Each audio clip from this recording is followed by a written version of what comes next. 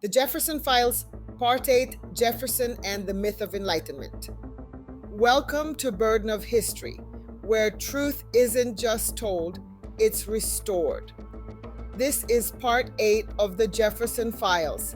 If you've been watching this series, thank you for staying with it.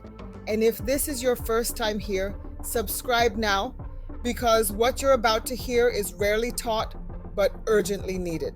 Thomas Jefferson is often painted as America's philosopher president.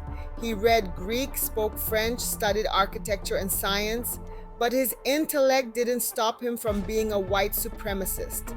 In fact, he used it to justify it. The Enlightenment was supposed to be about logic, equality, and human progress. But for Thomas Jefferson, Enlightenment stopped at the color line. In his 1785 book Notes on the State of Virginia, Jefferson wrote that black people were inferior to the whites in the endowments both of body and mind. He described their skin color as a strong and disagreeable odor. He claimed they lacked imagination. He argued they were incapable of reasoning. These weren't slips of the pen. These were philosophical positions, written calmly, deliberately, and with intellectual pride. Chapter 1, The Pseudoscience of Supremacy. Jefferson didn't use shackles alone. He used science, or what passed for it at the time. He made observations about sweat glands, skull shape, and emotional temperament. He claimed black people felt less grief. He argued they were more submissive to authority. He turned racist assumptions into published philosophy. And the worst part, he knew better. He knew black people loved, created, studied, fought because they lived on his plantation. And still, he used Enlightenment language to strip them of their humanity. And here's the most twisted irony of all. While Jefferson was writing that black people had a disagreeable odor and were inferior in body and mind, he was simultaneously having a sexual relationship with Sally Hemings, a young black woman who bore him 6 children. He found her body desirable enough to father children with, but her blackness repulsive enough to write essays about. He liked what she could give him, but despised what she represented. The hypocrisy wasn't just intellectual, it was intimate. This wasn't just intellectual racism.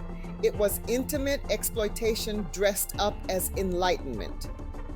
Jefferson didn't just use pseudoscience to justify slavery, he used it to justify his own predatory behavior while maintaining his reputation as a gentleman philosopher. Chapter 2, Enlightened on Paper, Enslaver in Practice.